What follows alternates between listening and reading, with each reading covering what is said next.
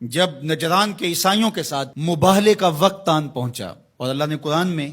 اس منظر کو بیان کیا ہے، قُلْ تَعَالُوا نَدْعُ أَبْنَاءَنَا وَأَبْنَاءَكُمْ وَنِسَاءَنَا وَنِسَاءَكُمْ وَأَنفُسَنَا وَأَنفُسَكُمْ ثُمَّ نَبْتَهِلْ۔ اے محبوب ارشاد کر دیجئے، تم بھی اپنے بیٹے لے آؤ، ہم بھی اپنے بیٹے لے آتے ہیں، تم بھی اپنی خواتین لے آؤ، ہم بھی اپنی خواتین لے آتے ہیں، تم خود آ جاؤ اور ہم بھی خود آ جاتے ہیں،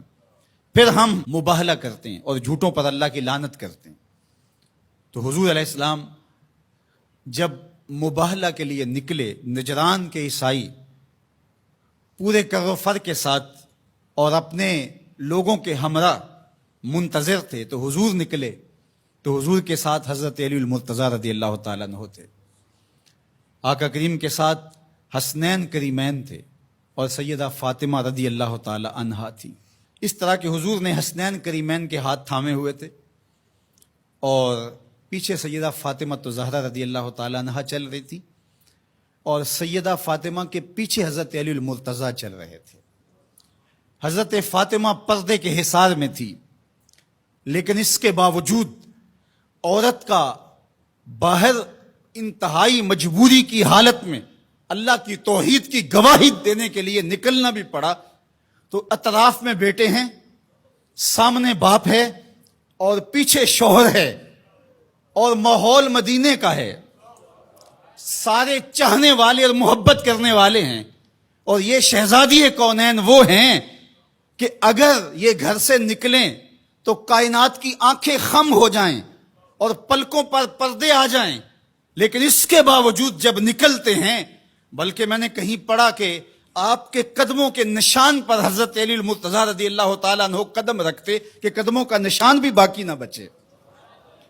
عورت کو گھر سے نکلنے کے لیے یہ ایک ضابطہ دیا کہ بامر مجبوری عورت کو گھر سے نکلنا بھی پڑے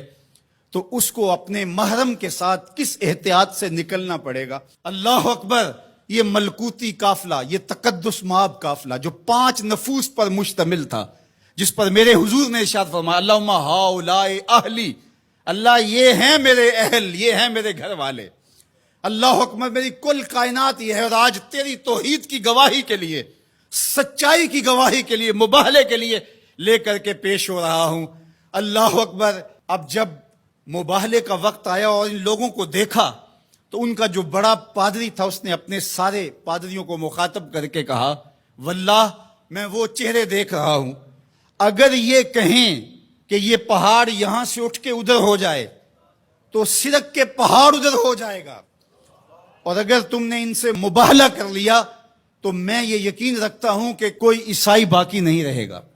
اور اگر اپنی بقا چاہتے ہو تو پھر راستہ بدل لو، پتلی گلی سے نکل جاؤ۔ اور وہ بھاگ گئے، کیوں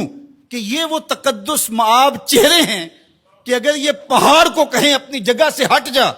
تو پہاڑ بھی ہٹ جائے گا، ہمالیہ بھی اپنی جگہ سے سرک جائے گا، اور انہوں نے اگر بد دعا بول دی تو تمہارا نشان نہیں رہے گا اور تمہاری نسل باقی نہیں رہے گی۔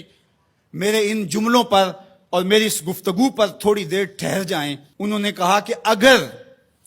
انہوں نے بد دعا بول دی تو کوئی عیسائی موجود نہیں رہے گا، اور انہوں نے آل رسول کا حیا کرتے ہوئے مباہلے سے پسپائی اختیار کر لی۔ آج دنیا کے جس خطے میں بھی آپ چلے جائیں، آپ کو جیسے بھی عیسائی ضرور ملیں گے، ان کا مذہب جس صورت میں بھی ہے بہرحال موجود ملے گا، لیکن جنہوں نے حیا نہیں کیا اس یزید کی نسل آپ کو کہیں بھی نہیں ملے گی، اس شمر کی اولاد آپ کو کہیں نہیں ملے گی، ابن زیاد کی نسل آپ کو کہیں نہیں ملے گی۔ میں نے تو دنیا گھومی ہے، مجھے آج تک کوئی شخص نہیں ملا جس نے کہا میں یزید کی اولاد سے ہوں،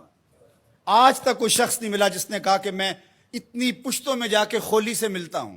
کسی نے یہ نہیں کہا کہ میں شمر کے نسب سے تعلق رکھتا ہوں، لیکن کائنات کے جس کونے میں گیا ہوں کسی نے کہا میں موسیٰ کاظم کی اولاد سے ہوں، کسی نے کہا میں جعفر صادق کی اولاد سے ہوں، کسی نے کہا میں امام علی رضا کی اولاد سے ہوں، میں حسنی سید ہوں، میں حسینی سید ہوں۔ تو یار نام تو ان کا باقی رہا، تو یزید کا تو نشان مٹ گیا، تشخص بھی مٹ گیا، اور حسین کے روزے پہ آج بھی جھنڈے جھولتے دکھائی دیتے۔ فخر کا دل میں دریچہ باز کرنا چاہیے، جن کا تو آقا ہے ان کو ناز کرنا چاہیے۔ ہمارے لیے فخر ہے کہ ہم حسینی ہیں،